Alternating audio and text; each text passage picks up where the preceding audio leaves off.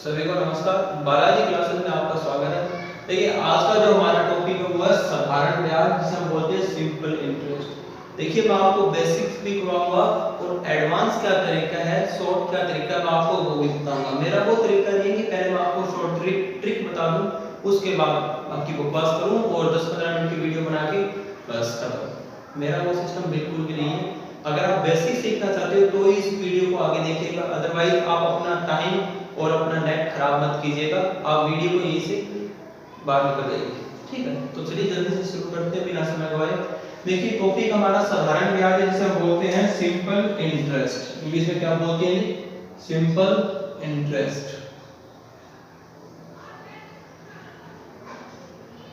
देखिए simple interest क्या होता है कि कोई भी राशि के लिए जो शब्द हम यहाँ पे यूज करेंगे वो शब्द होगा मूलधन, ठीक है। मूलधन क्या होता है? वो राशि जो किसी को उधार दी जाती है, यानी कि उधार दी गई राशि को हम क्या बोलते हैं? मूलधन, ठीक है। वो मूलधन, अब इस मूलधन को किसी निश्चित समय के लिए हमने दिया होगा, ठीक है। मान लीजिए राम ने किसी व्यक्ति को 1000 रुपए दिए, राम ने किसी व्यक्ति को 1000 रुपए दिए और राम ने वो 2 वर्ष के लिए, चलो 1 वर्ष मान लेता हूं मैं कि 1 वर्ष के लिए राम ने किसी व्यक्ति को 1000 रुपए दिए और उस पे कंडीशन ये होगी कि आप इस 1000 रुपए पे 10% वार्षिक दर से मुझे क्या दोगे? ब्याज दोगे। पहली बात तो आपको ये बता देता हूं कि जो दर होती है वो हमेशा ही प्रतिशत में होगी, दर हमेशा ही प्रतिशत में होगी, मैं आपको ऐसे नहीं दूंगा, ठीक है। दर हमेशा किसमें मिलेगी? आपको परसेंटेज में मिलेगी। तो अब ये है, वो पूछ रहे हैं कि इस 1000 रुपए में 1 साल का 10% की दर से साधारण ब्याज क्या होगा? साधारण ब्याज क्या होगा? अब सिंपल तरीके से जो इस पर ब्याज आएगा उसी ब्याज को हम क्या बोलते हैं? साधारण ब्याज बोलते हैं, ठीक है। देखिए सिंपल इसका तरीका क्या है, एक बार एसएससी के अंदर इसका सूत्र पूछा था। इसका सूत्र क्या है? हमने छोटी क्लास में पढ़ाई है, मूलधन गुना दर गुना समय, यानी कि इन तीनों चीजों को आपस में जब हम गुना कर देंगे तब क्या आ जाएगा? साधारण ब्याज। यूजुअली बच्चे क्या करते हैं, इसके बट्टे में 100 लगा देते हैं। देखिए ये साधारण ब्याज का सूत्र नहीं है। साधारण ब्याज में 100 जो है ये आता कैसे, मैं आपको क्लियर करता हूं कि अभी मैंने आपको बताया दर किसमें होती है? प्रतिशत में। और परसेंटेज की अपनी जो बेसिक क्लास है उसके अंदर मैंने बच्चों को बताया था कि कभी भी प्रतिशत लगाना हो, कभी भी प्रतिशत लगाना हो तो हम 100 से गुणा करते हैं, और अगर प्रतिशत हटाना हो तो 100 से भाग देते हैं। अब यहाँ पे मैंने आपको बताया कि दर किसमें होती है? परसेंटेज में होती है। तो परसेंटेज हटाएंगे तो बट्टे में लग जाएगा 100। वास्तव में एसएससी ने किसको सही माना था? एसएससी ने इसको सही माना था, ठीक है। वैसे आप करने के लिए यहाँ पे 100 लगा सकते हैं, कोई दिक्कत वाली बात नहीं, क्योंकि आपको पता होना चाहिए कि वास्तव में 100 आया कैसे। इतनी बात क्लियर है? तो देखिए इसी प्रश्न को पहले मैं आपको इस बेसिक तरीके से बताता हूँ कि इस बेसिक तरीके से ये प्रश्न कैसे होगा। देखिए मूलधन हमारा क्या है? 1000 रुपए, तो वो 1000 रुपए। दर क्या है? 10% हटाऊंगा, बट्टे में 100 आ जाएगा, गुना समय कितना है? 1 वर्ष। तो इस 2 जीरो से ये 2 जीरो गई, 10 को 10 से गुना करूंगा तो 100 रुपए जो ये मुझे अतिरिक्त मिल रहे हैं, ये मेरा क्या है? ये मेरा है साधारण ब्याज, जिसे इंग्लिश में बोलते हैं सिंपल इंटरेस्ट। एक शब्द आपको और देखने को मिलेगा, मिश्र धन। तो देखिए पहले इस टर्म्स को समझते हैं कि मिश्र धन क्या होते हैं। इसे इंग्लिश में बोलते हैं अमाउंट। इंग्लिश में क्या बोलते हैं भाई?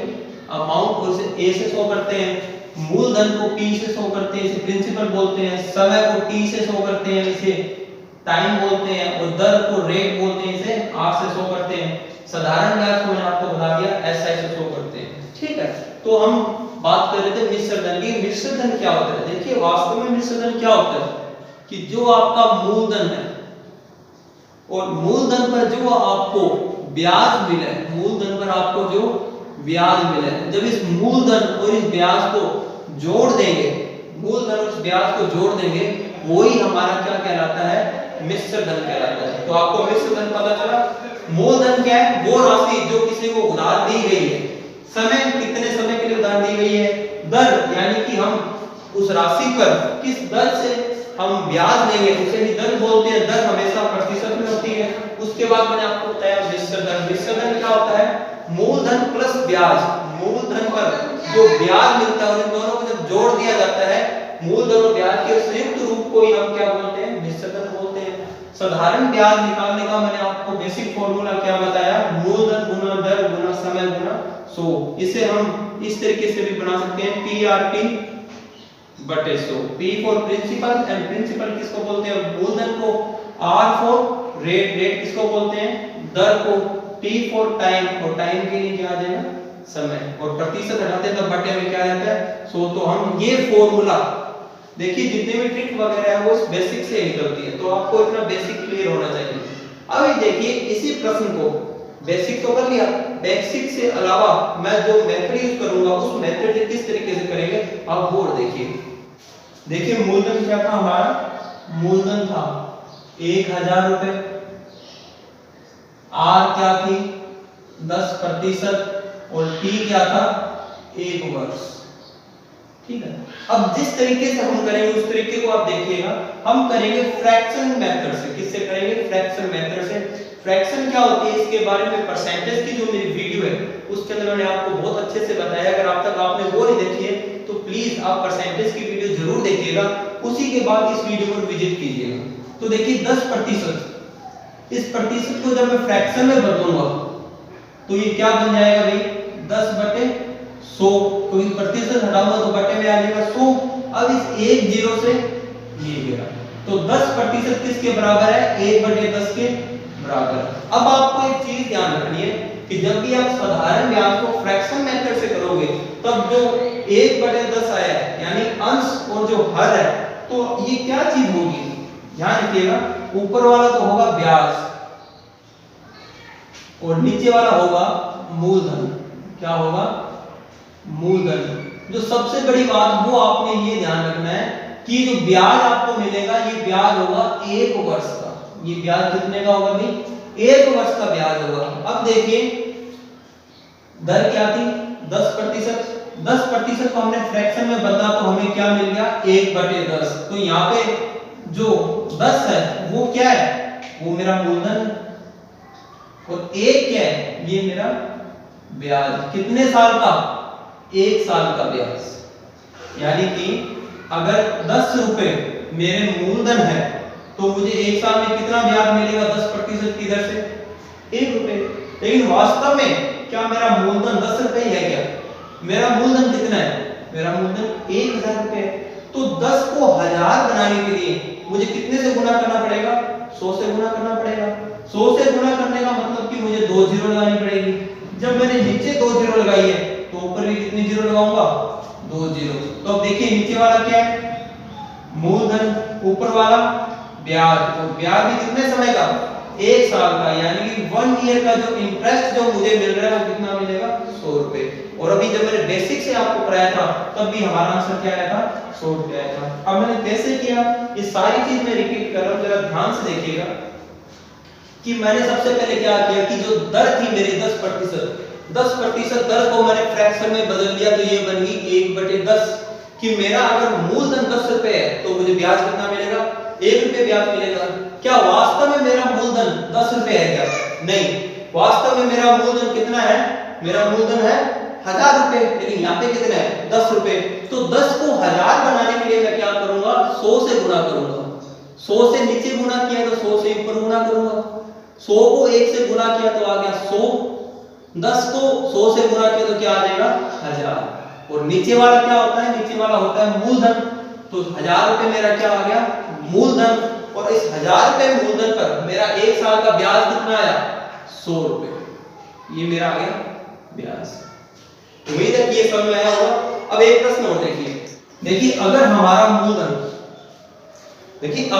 मूलधन मान लीजिए वही 1000 रुपए और दर है आपकी 20%, समय वही 1 वर्ष। देखिए मेरा करवाया गया तभी आपको समझ में आएगा कि मेरा ये, मैं अक्सर बच्चों को कहता हूँ कि जब भी मैं आपको पढ़ाऊँ तो आप अपनी नोटबुक अपने पास रखिए। आप ऑनलाइन भी मुझसे पढ़ रहे हो तो अपनी नोटबुक अपने पास रखिए। जो भी प्रश्न मैं यहाँ पे लिख रहा हूँ उस प्रश्न को साथ के साथ नोट कीजिए।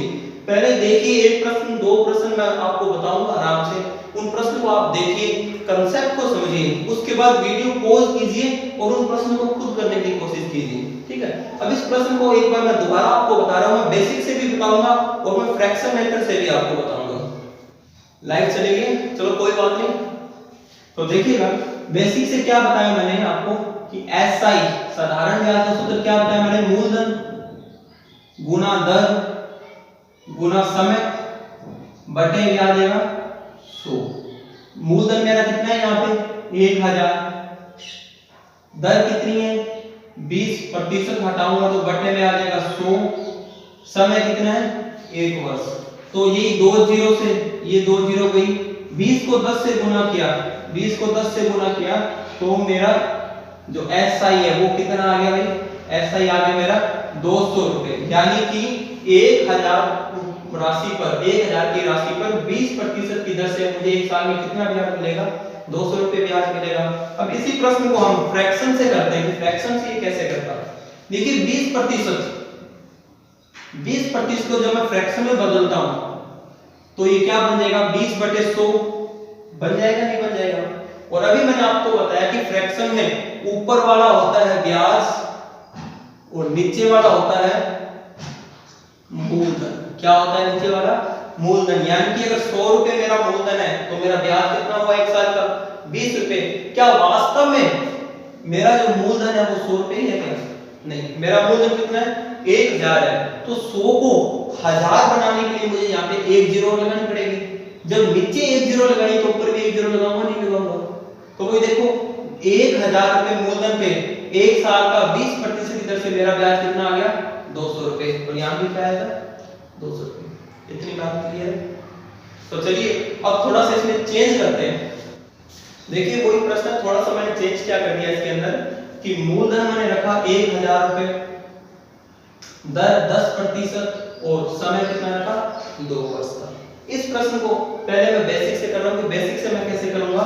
मेरा मूलधन कितना है 1000 गुना दर कितनी है 10%, प्रतिशत साइन हटाऊंगा बटे में 100 आ जाएगा और समय कितना है 2 वर्ष। अब क्या करूंगा 2 जीरो से 2 जीरो गई, 10 को 10 से गुना करूंगा तो 10 दाए 100, 100 को 2 से गुना करूंगा 200। यानी कि क्या निकला मेरा आंसर कि 1000 रुपए का 10% की दर से 2 साल का ब्याज कितना होगा 200 रुपए। अब देखिए इसी प्रश्न को मैं फ्रैक्शन से करूंगा तो ये किस तरीके से करूंगा कि पहले तो ये बताऊं मुझे आप कि 10% की फ्रैक्शन के रूप में मैं इसे 10/100 कर सकता हूं, नहीं कर सकता। यानी कि अगर 100 रुपए मेरा मूलधन है तो मेरा एक साल का ब्याज कितना आया 10 रुपए। क्या वास्तव में मेरे जो मूलधन वो 100 रुपए है, नहीं, वो कितना है वो 1000 है। तो 100 को 1000 बनाने के लिए एक जीरो, नीचे एक जीरो तो ऊपर भी एक जीरो। और मैंने आपको बताया था कि ये जो मेरा ब्याज है वो कितने टाइम का है 1 साल का। अब जो मैं आपको बात बता रहा हूं ये बात आप नोट कर लीजिएगा कि साधारण ब्याज हर साल का बराबर होता है। साधारण ब्याज हर साल का बराबर होता है। साधारण ब्याज और चक्रवृद्धि ब्याज में जो मुख्य अंतर है वो यही है कि साधारण ब्याज तो हर साल का समान होता है लेकिन चक्रवृद्धि ब्याज हर साल अलग-अलग होगा। इस चीज को नोट कर लीजिएगा, ठीक है। तो देखिए अब एक साल में आपको 100 रुपए ब्याज मिला है तो अगले साल भी आपको कितना ब्याज मिलेगा 100 ही मिलेगा। तीसरे साल कितना मिलेगा 100 मिलेगा। चौथे साल 100 मिलेगा, मिलेगा या नहीं मिलेगा। अब देखिए पहले साल 100 मिला तो दूसरे साल भी 100 मिलेगा। यानी कि इसे आप 2 से गुना कर दीजिए। अगर 3 साल का पूछ लेता तो आप 3 से गुना कर लीजिए। 4 साल का पूछ लेता तो आप इसे 4 से गुना कर दीजिए, कोई दिक्कत ही नहीं। लेकिन इसने हमसे 2 साल का पूछा तो इसे 2 से गुना कर दीजिए। 100 को 2 से गुना करोगे तो क्या आ जाएगा 200 रुपए आपका ब्याज आ जाएगा। इतनी बात समझ आई। फ्रैक्शन वाला तरीका एक बार और देखिए कि 10% को मैंने पहले क्या किया, 10% को मैंने 10/100 फ्रैक्शन में चेंज कर दिया। यानी कि 100 रुपए मेरा मूलधन है तो 10 रुपए ब्याज, लेकिन वास्तव में मेरा मूलधन कितना है 1000 है।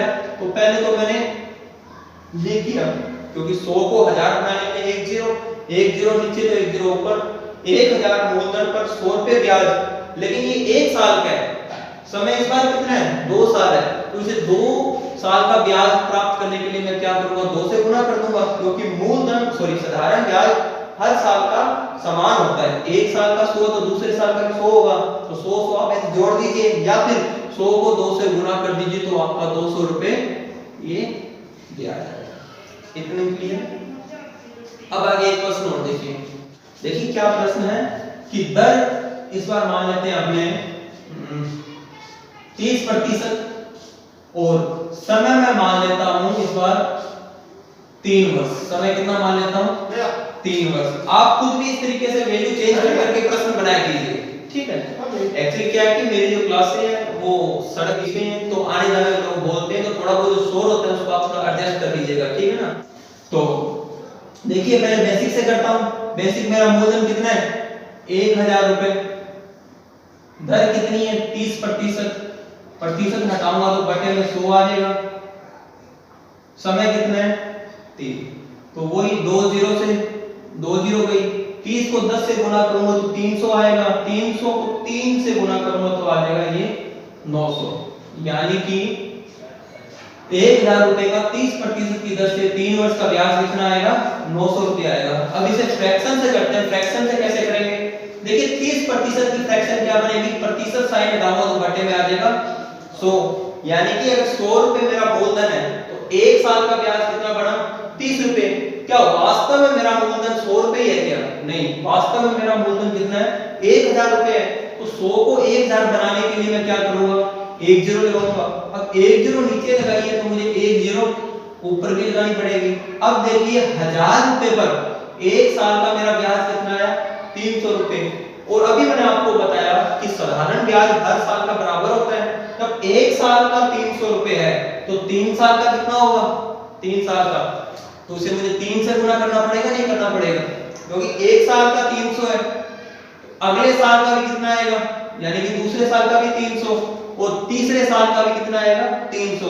अब इस 300 तीनों 300 को जब आप जोड़ोगे तो आ जाएगा 900 रुपए। आप इस तरीके से भी कर सकते हो, या फिर सीधा 300 को 3 से गुना करोगे तो भी 900 रुपए आ जाएगा। मुझे उम्मीद है आपको इतना